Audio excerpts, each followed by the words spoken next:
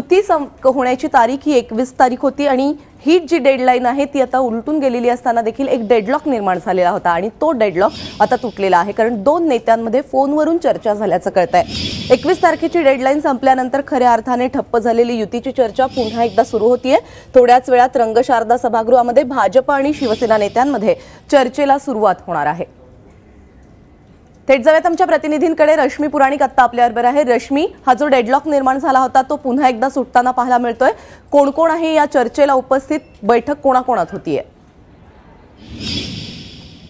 आपण बघतो की कदाचित चर्चेची पहिली फेरी होती ती भाजपाकडे गेली होती, त्यामुळे चर्चेच्या दुसऱ्या फेरीनंतर शिवसेनेने जरा भाजपाला दबाव आणण्यासाठी काल एक दिवस चर्चा न करण्याचं ठरवलं होतं आणि अखेरीस मुख्यमंत्री आणि विनोद तावडे यांच्यामध्ये चर्चा झाली आणि त्यानंतर विनोद तावडे यांनी अनिल देसाईंना फोन केला होता आणि त्यानंतर आज ठरलं होतं की बैठक घ्यायची।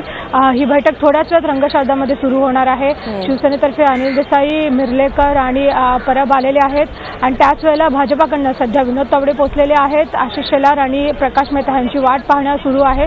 थोड्याच वेळाने आल्यावर बैठक सुरू होईल। ही आजची जी बैठक आहे ती तिसरी फेरी आहे आणि ती इतक्यासाठीच महत्त्वाची आहे कारण आजच्या फेरीमध्ये पहिल्यांदा ज्या जागा आहेत त्या जागा आपले कोणते वॉर्ड आहेत जे आपण जिंकू शकतो, आपला उमेदवार ज्या वॉर्डमध्ये जिंकू शकेल अशा जागांची जी यादी आहे ते शिवसेना आणि भाजप एकमेकांना देणार आहे।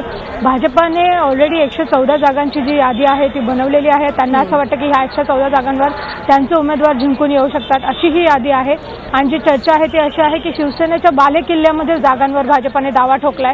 त्यामुळे खरं तर आता हेच पाहायचं आहे की ह्या चर्चेच्या फेरीनंतर नेमकी पुढे काय होते, कारण आता खरं पहिल्यांदा आम्हाला नेमकी कोणत्या जागा हवेत, वॉर्ड हवेत यावर हे दोन्ही पक्ष बसून बोलणार आहेत।